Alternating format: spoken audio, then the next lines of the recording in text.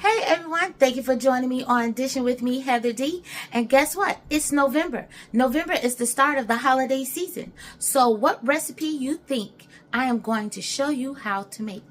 It's a popular one and a lot of people love a good side dish of this. Well, it's not really a dish, but it is a side option that a lot of people love. I'm going to show you how to make a delicious homemade cornbread. It is going to be so good. It's going to make Jiffy taste like it is something that come from a box. And guess what? It does come from a box. So stay tuned to see how I get this put together.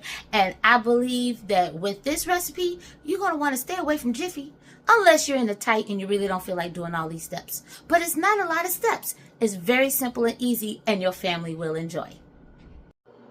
So for this recipe, you're going to need some self-rising flour. I'm using King Arthur self-rising flour because it's unbleached. I'm using some yellow self-rising cornmeal mix. You want both to be self-rising because we're eliminating adding the salt and the baking powder to make this dish. So those are two steps that will not be needed. I'm using 3.5 tablespoons of salted butter. You don't want to use margarine. We're using butter. This is 3 tablespoons of salted butter. 3.5 tablespoons of salted butter. 1 cup of milk. 3/4 cups of sugar. 1 egg. And that is it. We're going to use 1 cup of this and 1 cup of that. Now, depending on the size of your family, you can use 2 of each. So you will normally use 2 cups of whole milk, 1 stick or close to 1 stick of salted butter, 2 eggs, 2 cups of self-rising flour, 2 cups of cornmeal, and you will do 1.5 cups of sugar. Now, because I have 2 of my 3 kids are not big fans of plain cornbread, I'm going to show you how to make just a plain cornbread in a smaller portion because my youngest and I love good cornbread. We are going to bake this in a nice cast iron skillet. Now, this recipe is good and you don't have to use a cast iron skillet. If you want, you could make these into some nice cornmeal muffins, cornbread muffins. So, let us get this all measured out and we're about to go from there. We're going to start out with our 1 cup of yellow self-rising cornmeal, 1 cup of self-rising flour. Now, if you don't have any of these items that is self-rising, you can use 1 teaspoon of baking powder and 1/4 teaspoon of salt. Next, we're adding in our 3/4 cups of sugar. We want this to be sweet cornbread. Now, if this is too sweet, you can go ahead and reduce that sugar to 1/4 cup. But we like our cornbread sweet. Now, we're going to add our salted butter. And we're going to use a little pastry blend to get this all together. And we want a nice coarse mealy look. This is the pastry blend I have. If you don't have this contraption, feel free to use a fork. So I am just going to break this down into this flour like so. And I will show you the texture or the consistency that we're looking for while we are breaking this butter down with the dry ingredients. After you have mixed or using your sifter or your pastry blend, your cornmeal should look something like this, kind of gritty, sandy-like, not as floury. I don't know, whatever word that sounds right, but it should look like this. If you happen to have some small pieces of butter still, that is quite all right.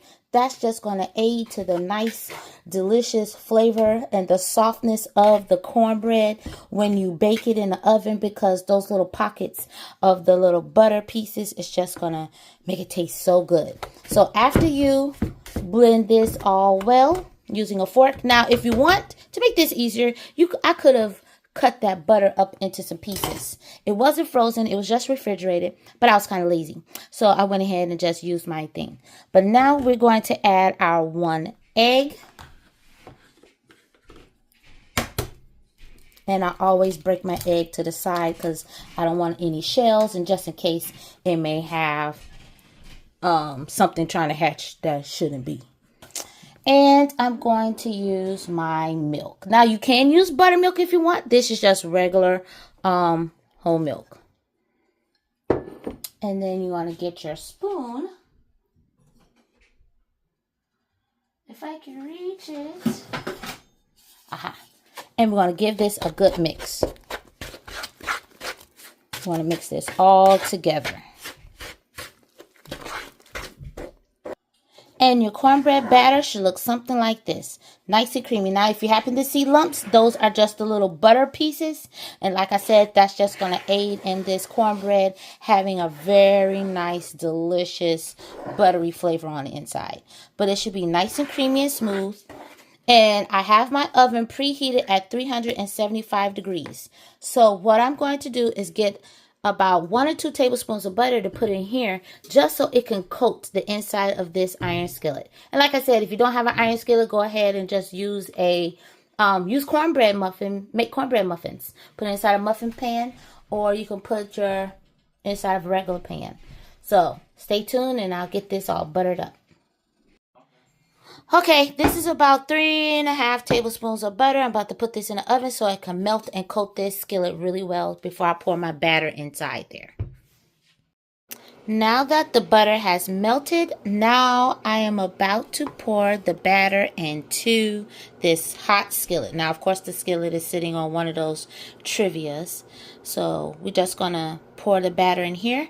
And we're going to let this bake for about 25 minutes to 30 minutes, depending on the oven.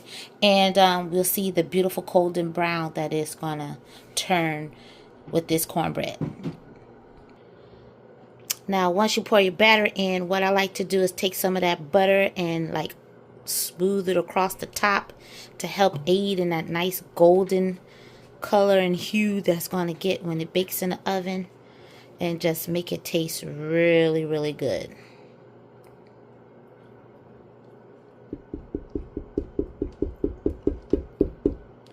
Now in the oven it'll go to bake. After baking in the oven for about this, I let it go for 28 minutes. And this is the beautiful golden brown look. Now those cracks come from the butter that I swished, you saw me do earlier on the, batter. So you can wait for this to cool down some and serve this. Or you can, while it's still hot, add some nice, delicious butter that I have melted. This is what I'm about to do. I'm going to actually scoot this a little bit closer, so that way I don't spill any. But this cornbread, woo, you see, it even got a little shine in it already. You see that little shine there? That's how you know your cornbread is good. That's that butter I splashed on there. Okay, now to do the butter. I'm going to drip some. Who cares? Just going to take a little bit and just go on it like this. This is going to be so good. I don't know. I'm trying to make sure I don't splatter too much of it. Just want to scoot this over a little bit. Hold on 1 second. I got to get this together. Okay, so I stacked the two things together. So now, that's going to go ahead. Now, if you want, you could do this with some honey also. Melt some butter with some honey and pour that or baste it on like I'm doing. Oh, boy.